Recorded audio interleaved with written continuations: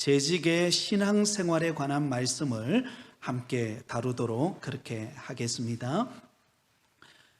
저와 여러분은 부곡교회에 속해서 신앙생활을 하고 있습니다. 특별히 귀한 직분을 받아서 또 재직으로서 몸된 교회를 섬기면서 우리는 신앙생활을 하고 있습니다.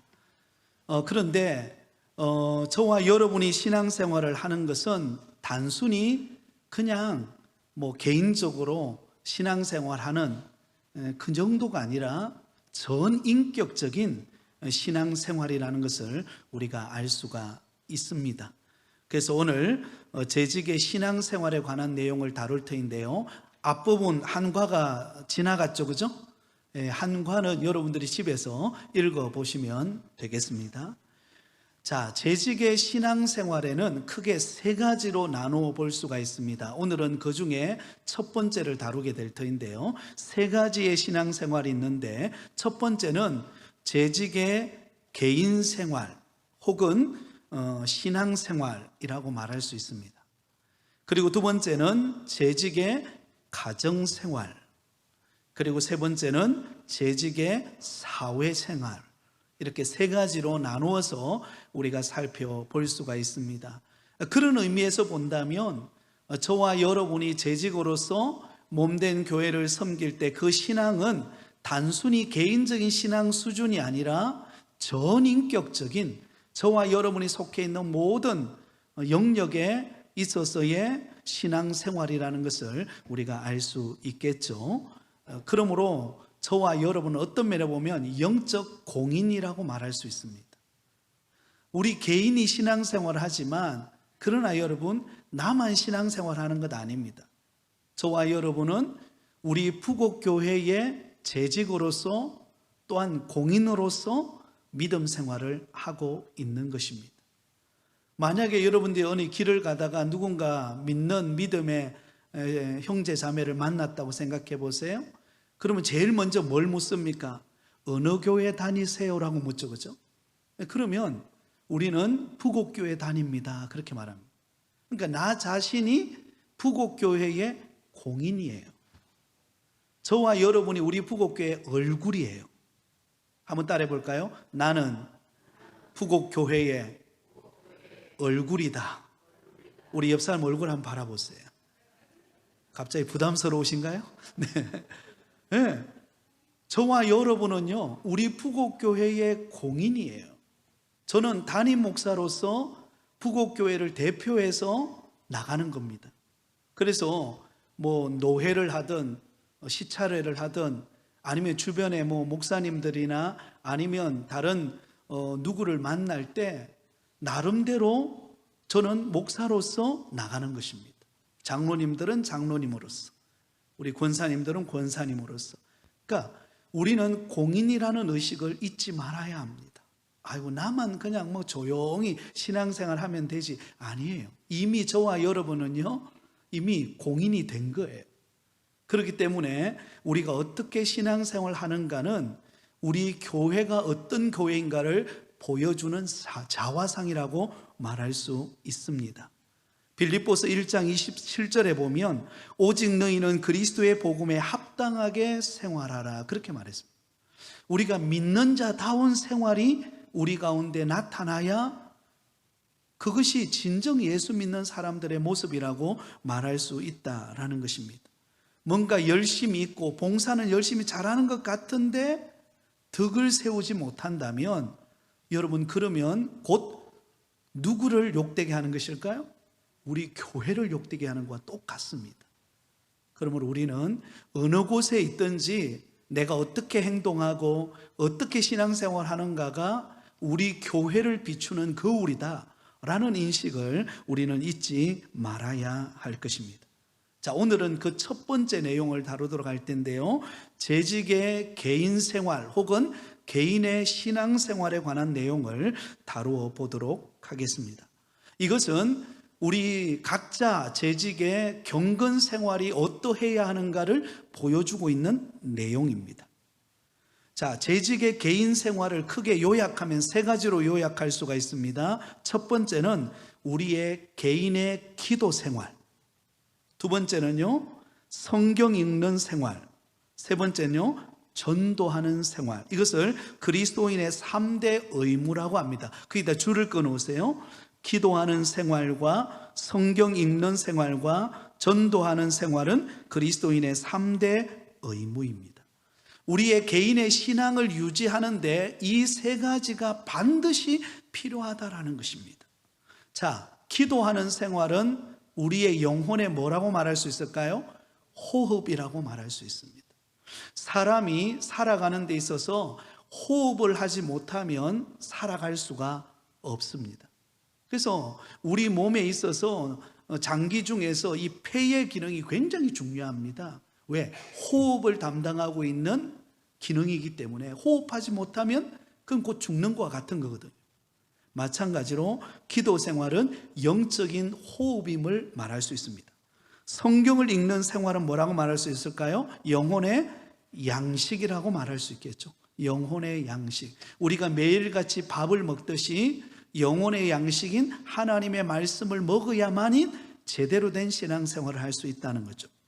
전도하는 생활은 영혼의 운동이라고 말할 수가 있겠습니다.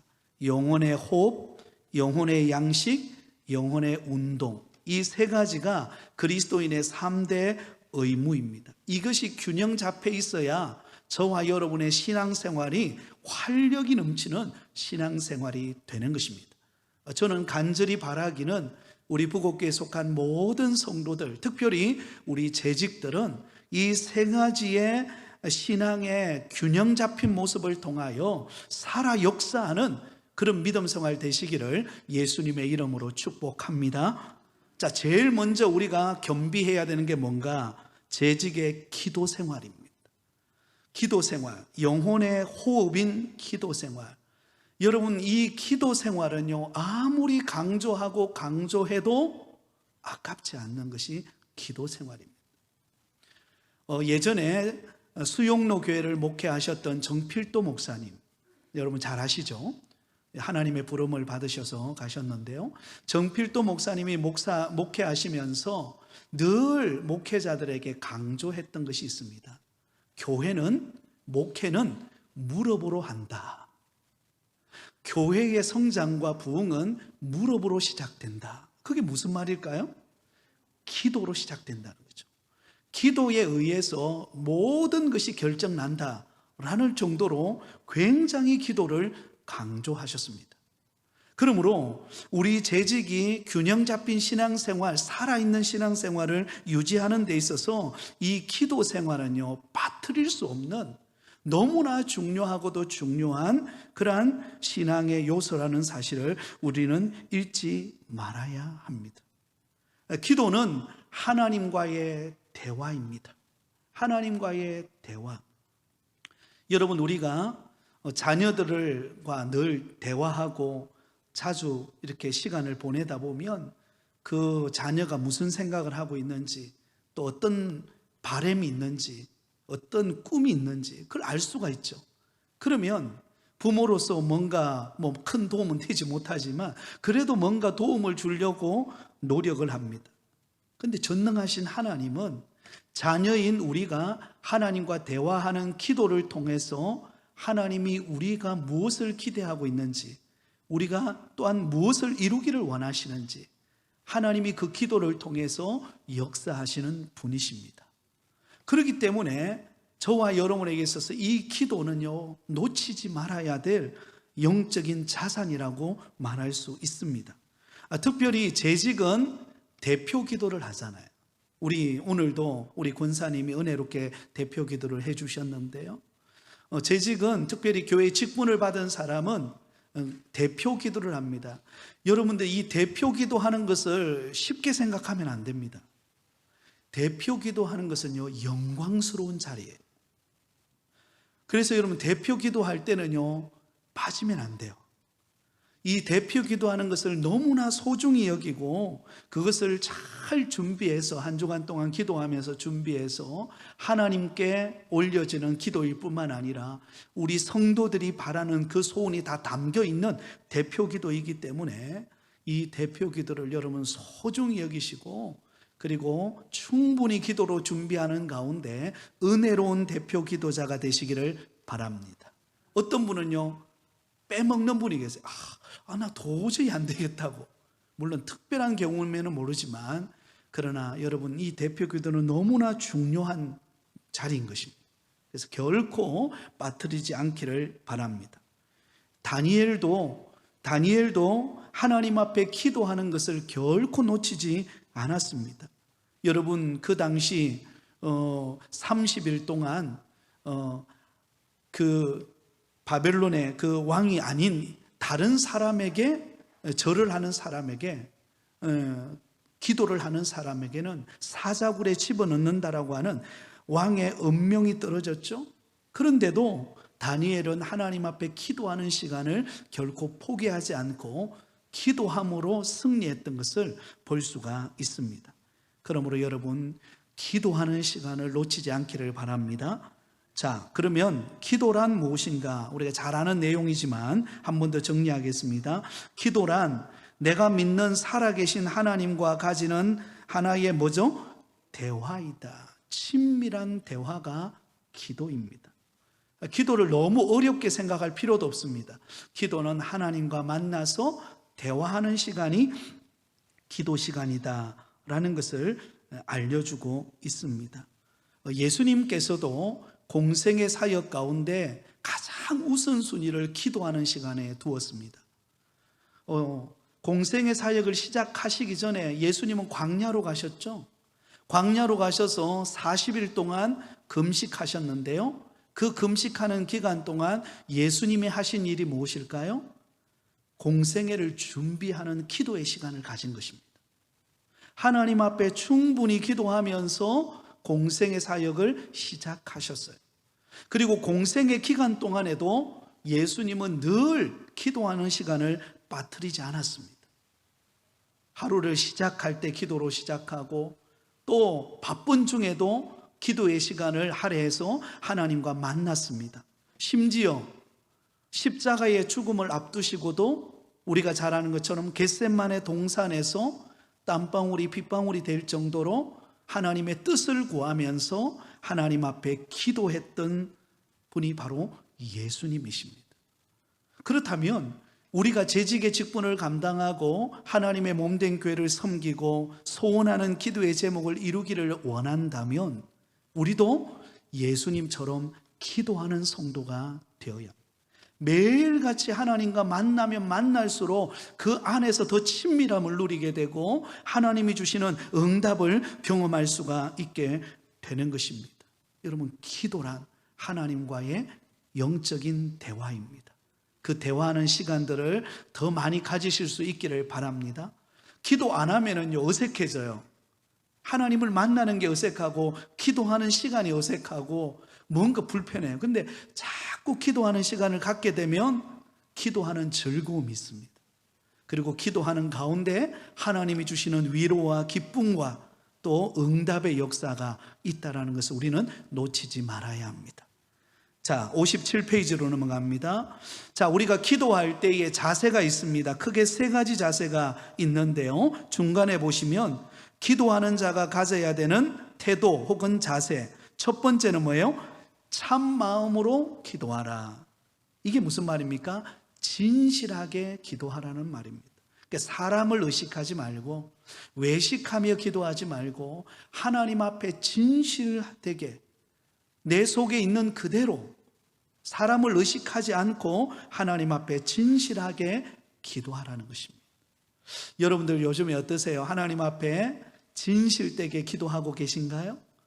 네, 아멘. 진실되게 있는 모습 그대로 하나님 앞에 나와서 기도하라는 것입니다. 우리의 중심을 보시는 하나님은 우리의 모든 형편과 우리의 필요가 무엇인가를 알고 계십니다.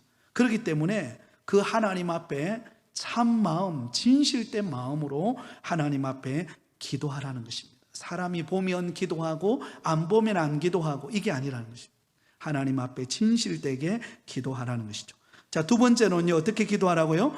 믿고 기도하라. 마태복음 21장 22절에 이렇게 말씀하고 있습니다. 너희가 기도할 때에 믿고 구하는 것은 무엇이든지 받을 것이라. 믿고 기도하시기 바랍니다. 우리가 기도하다 보면 때로는 상황이 변하지 않을 때가 있어요. 아무리 기도해도 상황이 변하지 않고 환경이 변하지 않고 여전히 똑같은 상황일 때 우리가 낙심이 되죠. 기도하다가 중단하기 쉽습니다. 그러나 여러분, 끝까지 믿고 기도하십시오. 하나님께서 우리 가운데 이루시고 응답하실 것을 믿고 기도할 때 그 믿음대로 응답하실 줄 믿습니다. 그 다음에 세 번째는요, 인내로서 기도하라. 이 말은 무슨 말입니까? 기도하다가 안 이루어지는 것 같아도 포기하지 말고 끝까지 이루어질 때까지 인내하며 기도하라는 것입니다. 한번 따라하겠습니다. 응답될 때까지 포기하지 말고 기도하자. 누가복음 18장에 보면 불의한 재판관 이야기가 나오잖아요. 그죠? 한 과부가 있었는데 너무나 억울한 일을 당했습니다. 그래서 억울한 일을 당해서 그것을 해결해 달라고 재판관을 찾아갔는데 그 재판관이 불의한 재판관이에요. 그 재판관은 자기 유익이 되고 이익이 되지 않으면 판결해 주지를 않는 거예요. 그래서 이 과부가 애타는 마음으로 찾아왔는데도 들어주지 않죠. 쳐다보지도 않는 거예요. 그런데도 그 과부는 어때요? 계속해서 이 재판관을 찾아옵니다. 오늘 찾아오고 또 내일도 찾아가고 모레도 찾아가고, 나중에는요 이 재판관이 꿈에 나타날 정도로 그렇게 찾아오는 거예요. 결국은 이 재판관이 어때요? 그 말을, 그 소원함을 털어주었다라는 이야기가 바로 누가복음 18장에 나옵니다. 하물며 우리에게 좋은 것을 주시기를 원하시는 하나님께서 우리 자녀들이 구하는 기도를 듣지 않으시겠습니까? 반드시 이루신다라는 것을 우리는 믿고 인내하며 끝까지 기도하시기를 바랍니다. 가정에 여러 가지 어려운 형편이 있으시죠? 하나님 앞에 가지고 나와서 하나님 앞에 매달리면서 이루어질 때까지 기도하심으로 응답 받으실 수 있기를 바랍니다. 자, 세 번째, 어떻게 기도해야 할까요? 어떻게 기도해야 될까요? 요즘에 우리가 수요일 저녁 예배 때 제가 주기도문 강해를 하고 있습니다. 주기도문, 예수님이 우리에게 가르쳐 주신 기도의 내용에 대해서 지금 말씀을 전하고 있는데요, 혹시 여러분 수요일을 못 오시는 분들은 유튜브를 통해서 아니면 우리 밴드를 통해서 한번 주기도문에 관한 말씀 한번 다시 한번 들어보시기 바랍니다. 그러면 큰 유익이 될 거라 생각합니다. 그 바탕 아래 이 말씀을 나누도록 하겠습니다. 자, 어떻게 기도할 것인가? 제일 먼저 여러분, 우리가 기도할 대상을 알아야 됩니다. 하나님이 우리 기도를 들으시잖아요. 우리의 기도를 들으시는 하나님은 어떤 분인가를 알아야 우리가 기도할 때에 힘있게 기도할 수 있죠. 기도의 대상은 누구시라고요? 하나님이십니다. 자, 그 옆에다 적어 놓으세요. 우리의 기도를 들으시는 분이 하나님이신데 그 옆에다가 하늘에 계신 우리 아버지세요. 우리의 기도를 들으시는 분은 누구시라고요? 하늘에 계신 우리 아버지예요. 여기 하늘에 계신다라는 말은 무엇인가 하면 초월성을 말합니다. 하나님의 초월성, 다시 말하면 하나님의 전능하심, 하나님의 능력, 하나님의 권위를 말하는 것입니다. 우리 인간은 이 땅에 속해 있죠. 이 땅에 속한 우리 인간은 한계가 있습니다. 재정적인 한계, 능력의 한계, 또 시간과 장소의 한계. 우리 이 땅에 속한 우리 인간은 다 한계를 가지고 살아가고 있어요. 그러나 모든 이 상황을 초월하신 하나님은요, 전능하신 하나님이세요. 우리가 구하는 건 능치 못할 만큼 이루시는 그분이 우리 하나님이세요. 그 하나님이 하늘에 계신다. 이 땅을 초월하여서 전능하신 능력으로 역사하시는 분이세요.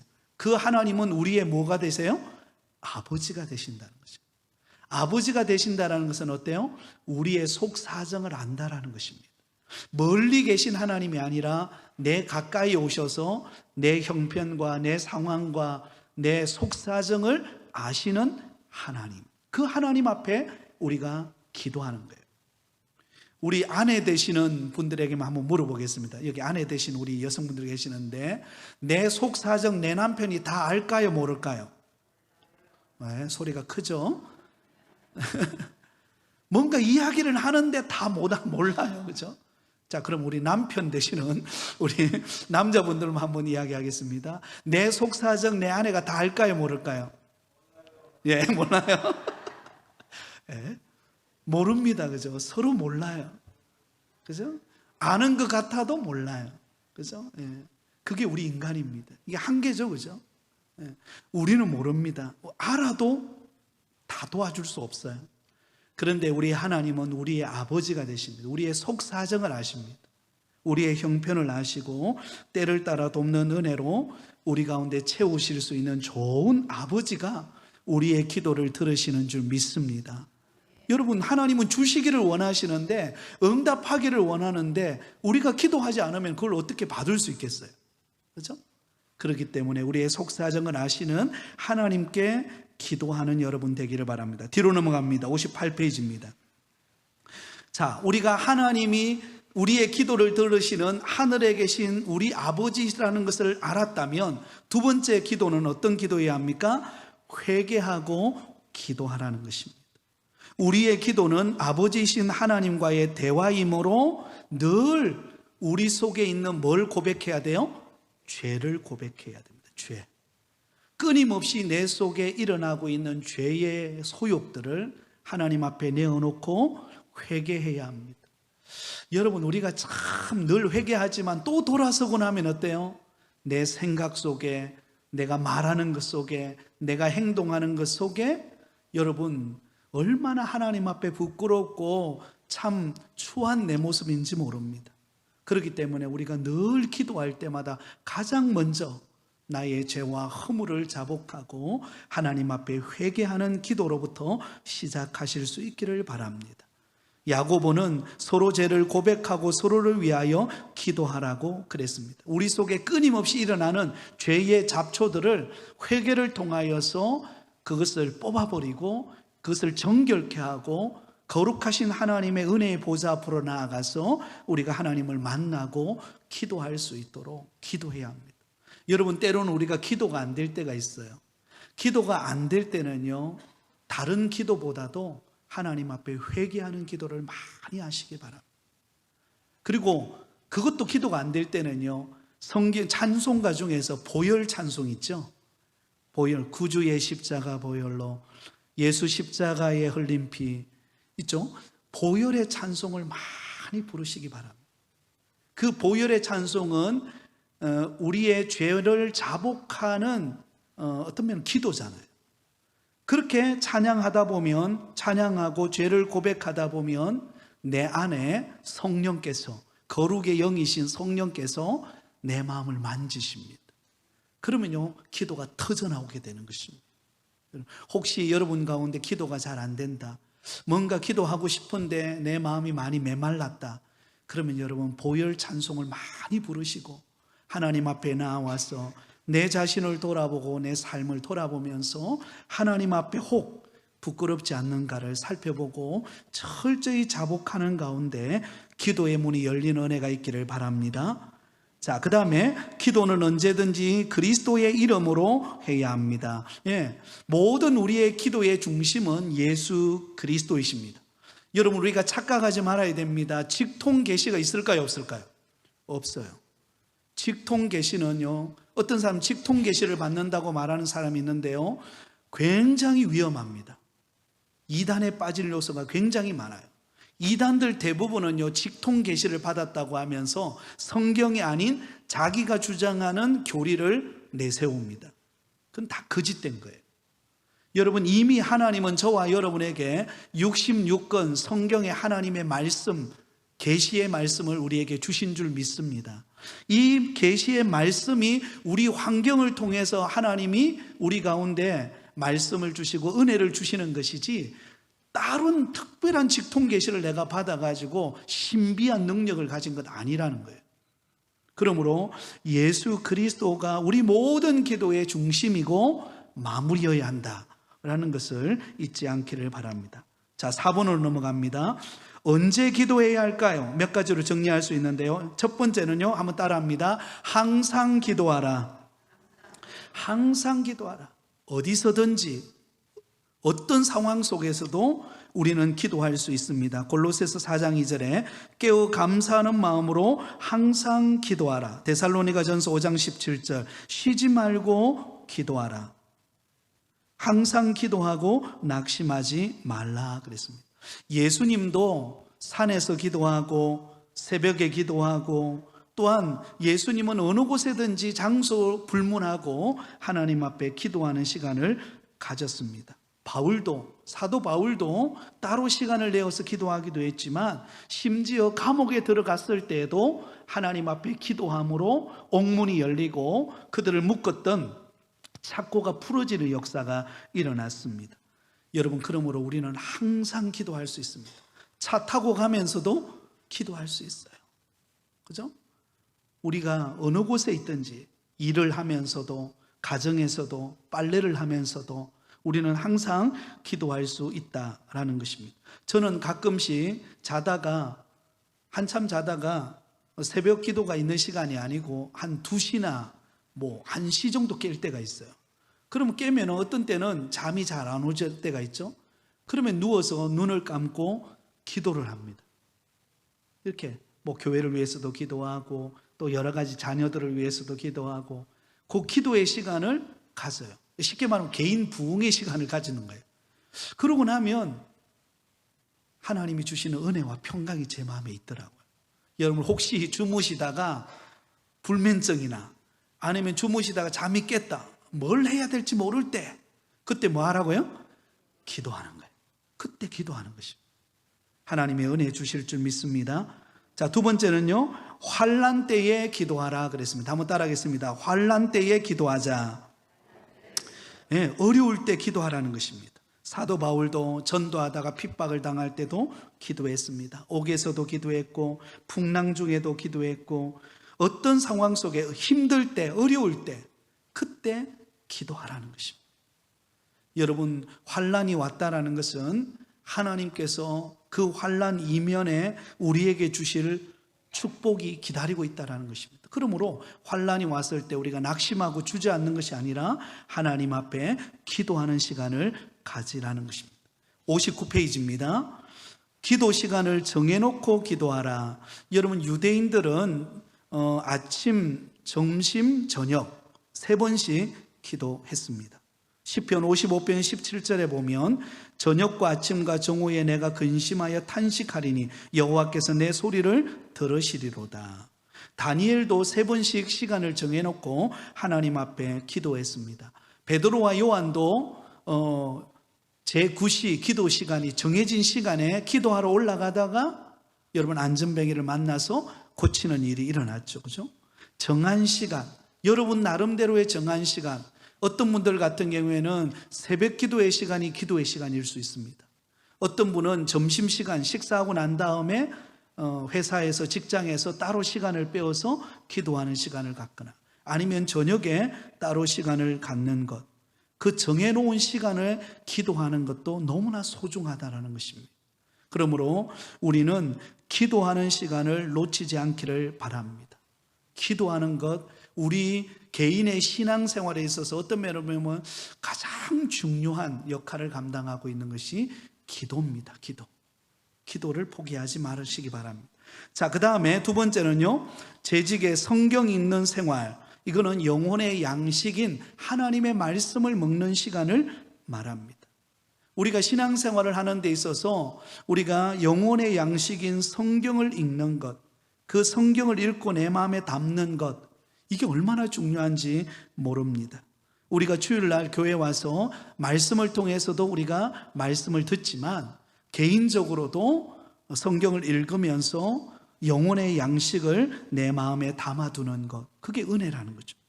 조지 뮬러는 이런 말을 했습니다. 나는 54년의 경험을 통해 분명하게 말할 수 있는 것은 나는 성경을 읽을 때마다 기쁨이 더했고 성경은 나에게 있어서 항상 새로운 책과 같이 신선했다. 여러분, 성경은 펼쳐 읽으면 읽을수록 은혜가 됩니다. 그리고 내가 깨닫지 못했던 하나님이 주시는 지혜와 또 마음의 평강이 내 마음을 사로잡게 되는 은혜가 임합니다. 그러면 여러분 성경을 읽는 시간을 꼭 마련하실 수 있기를 바랍니다. 성경은 어떤 책인가? 성경은 뭐 둘도 필요 없죠. 하나님의 말씀이죠. 뒤로 넘어갑니다. 60페이지요. 성경은 그리스도를 증거하는 책입니다. 예수 그리스도가 성경의 중심이죠. 그래서 구약 성경은 장차 오실 메시아 예수 그리스도에 관한 이야기로 엮어져 있고, 신약 성경은 오신 예수 그리스도와 장차 재림하실 예수 그리스도에 관한 이야기가 엮어져 있는 것이 성경입니다. 자, 그러므로 성경은 매일의 영의 양식이 되어야 합니다. 매일같이. 여러분, 구약 이스라엘 백성들이 광야 40년의 길을 걸어갈 때 하나님께서 매일같이 하늘에서 뭘 내렸습니까? 만나를 내렸죠. 그죠? 영의 양식인 말씀을 우리가 읽고 묵상하고 하는 것이 너무 귀하다라는 것입니다. 그 말씀이 우리의 걸음을 인도해 간다라는 것입니다. 자, 성경을 어떻게 읽어야 될 것인가 참조하시면 되겠습니다. 성경은 차례대로 읽는 것이 좋다. 성경은 매일 읽는 것이 좋다. 뭐 차례대로 읽을 수도 있고, 또 아니면 여러분이 읽고 싶은 그런 책을 골라서 읽을 수도 있습니다. 그러나 중요한 것은 매일 읽는 것이 중요하다라는 것입니다. 자, 61페이지로 갑니다. 마지막으로 보겠습니다. 재직에 전도하는 생활. 전도는 영혼의 뭐라 그랬죠? 운동이라 그랬습니다. 운동. 여러분, 우리가 운동하지 않으면 우리 몸이 어떻게 됩니까? 찌뿌둥하고, 그죠? 몸이 불편하고 또 약해지죠. 우리가 영혼의 운동인 전도하는 것은 바로 우리 영혼이 어때요? 내 몸을 건강하게 유지하는 그런 방편이라는 것입니다. 자, 전도는 신자들에게 주어진 지상 명령입니다. 사도 바울은 고린도전서 9장 16절에 이렇게 말씀했습니다. 우리 같이 읽겠습니다. 시작. 내가 복음을 전할지라도 자랑할 것이 없으면 내가 부득불할 일임이니라. 사도 바울은 내가 복음 전하는 것은 당연히 내가 해야 될 일이라는 것입니다. 그것은 예수 믿고 변화된 성도라면 당연히 해야 될 일이 전도라는 것입니다. 예수님을 전하는 것입니다. 디모데후서 4장 2절에도 보면 사도 바울은 디모데에게 이렇게 권면합니다. 같이 읽습니다. 시작. 너는 말씀을 전파하라. 때를 얻든지 못 얻든지 항상 힘써라. 말씀을 전하라. 때를 얻든지 못 얻든지 이 말씀을 통하여 영혼이 살아나고 변화되는 일을 위해서 우리가 힘써라는 것입니다. 자, 전도의 대상이 있죠. 전도의 대상. 전도의 대상은 우리 주변에 예수 믿지 않는 모든 사람들이 다 전도의 대상이죠. 우리 가족들, 친척들, 이웃들, 동료들. 그러므로 여러분, 어떤 면에 보면 우리가 속해 있는 직장, 그 직장에 파송된 국내 선교사예요. 저와 여러분은. 우리가 속해 있는 직장이 있잖아요. 교사는 학교에, 또 사업가는 또 사업장에, 그곳에 하나님이 저와 여러분을 파송한 임명장은 받지 않았지만 저와 여러분은 국내 선교사입니다. 우리 옆 사람에게 한번 그렇게 이야기해 주세요. 우리 권사님은, 집사님은 국내 선교사입니다. 시작. 국내 선교사예요. 내가 가는 곳, 내가 들어가는 직장, 가정, 일터, 그곳은 하나님이 나를 그곳에 복음 전하라고 파송했어요. 가까운 교회에, 제가 예전에 섬겼던 교회에 한 권사님은 이 미용업을 합니다. 미용업. 그래서 그 권 권사님이신데, 그런데 본인은 그렇게 생각해요. 내가 이 미용실을 왜 운영하는가? 내가 이 미용실을 운영하는 목적은 단 하나다. 전도하기 위해서 내가 이 미용실을 운영한다.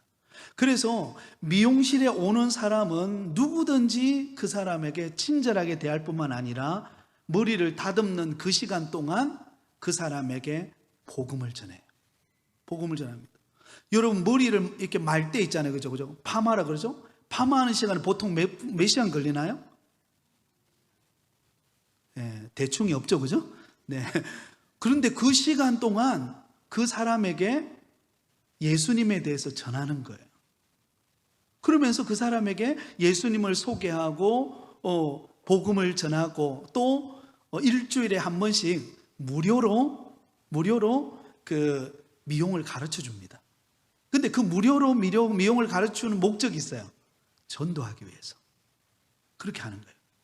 그래서요, 1년에 저도 한번 다음에 한번 그걸 언젠가는 제가 이제 여기에 아파트 들어오면 그걸 한번 실행을 해보려고 하는데, 그 교회는 달란트 잔치를 해요. 1년 동안 전도해온 사람, 가장 많이 전도해온 사람에게 시상식을 해요. 근데 항상 매년마다 이 권사님이 탑이에요. 그래서 적어도 1년에 100명 이상씩은 교회를 데려오는 거예요. 그래서 참 대단하다. 어떻게 그럴 수 있을까? 그분의 사고 인식 속에 뭘 가지고 있는가 하면, 나는 이 업을 통해서 복음을 전한다. 다른 것 아니다. 복음 전하고 예수 믿게 하는 것이 내가 목적이다. 이 사고를 가지고 미용실을 운영하고 무료 미용을 가르쳐주고 그리고 그러면서 전도해 오는 거예요. 그래서 제가 보면서 참 도전이 됐습니다. 여러분, 저와 여러분이 속해 있는 직장, 가정, 일터, 그곳은 우리에게 복음 전하라고 파송받은 선교지인 줄 믿습니다. 선교지예요. 아직 예수 믿지 않는 사람들에게 복음을 전하라고 우리를 보내신 곳입니다. 그러므로 우리는 때를 얻든지 못 얻든지 그 사람에게 예수님을 전하고 기회가 될수록 교회로 초청하고 복음을 듣고 은혜를 나눌 수 있는 그런 역사가 있기를 바랍니다. 여러분, 의외로 전도해 오신 분들 가운데 복음을 처음 들었다는 분이 있어요. 처음 교회 전도 받았다는 사람이 있습니다. 굉장히 놀라죠. 아니, 부산만 하더라도 그래도 교회가 꽤 많이 있잖아요. 그런데 교회 가자고 말하는 사람이, 이번이 처음이라고 하는 사람이 의외로 많습니다. 그 말은 우리가 나름대로 전도하지만 아직도 복음을 듣지 않고 그 복음으로 인하여 교회로 나와본 사람이 많지가 않다라는 것입니다. 그러므로 우리는 이 복음을 전하는 선교사로 내가 파송받았다, 이 생각 가지고 저와 여러분이 나갈 때 하나님께서 은혜 주시는 역사가 있을 줄 믿습니다. 자, 결론입니다. 오늘은 우리가 재직의 개인 생활, 개인의 신앙 생활을 어떻게 우리가 균형 잡히게 유지할 것인가, 세 가지를 말씀을 드렸습니다. 첫 번째는요, 우리의 무슨 생활이 되어야 한다고요? 기도 생활. 여러분들 기도를 회복하시기 바랍니다. 기도하는 시간을 만드시기를 바라요. 그래서 기도하는 시간 동안 하나님과 깊이 만나면서 그 안에서 하나님이 주시는 은혜와 응답을 받으시기 바랍니다. 두 번째는요, 무슨 생활요? 말씀을 읽는 생활. 말씀을 큐티하고 말씀을 읽고 말씀을 가까이 할 때 우리 영혼이 살아나는 것을 경험합니다. 그 다음에 세 번째는요, 전도하는 생활. 하나님이 나를 국내 선교사로 파송했다, 이 생각 가지고 저와 여러분이 만나는 사람 누구든지, 그래서 오늘 안 되면 내일 안 되면 모레. 그래서 옛날에 그 어느 목사님이신가요? 그 익은 고구마 전도왕이 있었죠, 그죠? 갑자기 생각이 안 나는데요. 고구마 전도왕, 김기동 목사님인가요? 고구마 찔러보는 거예요, 그죠? 찔러보고 이게 반응이 안 좋으면 아직 덜 익었구나 생각하는 거죠. 그러니까 익을 때까지 계속 익을 때까지 찌르는 거죠. 그럼 나중에는요, 푹 들어가 익는다는 거죠. 그 참 좋은 방법인 것 같아요, 그죠? 그래서 우리가 복음 전하다가 안 받아들이면 낙심하는 게 아니라 어떻게 생각해야 된다고요? 덜 익었구나, 이 생각하고죠. 덜 익었구나, 이렇게 생각하고 익을 때까지 주님의 복음을 전하는 것을 포기하지 않을 때 하나님께서 반드시 열매 맺는 은혜를 주실 줄 믿습니다. 이런 걸음이 되시기를 예수님의 이름으로 축원드립니다.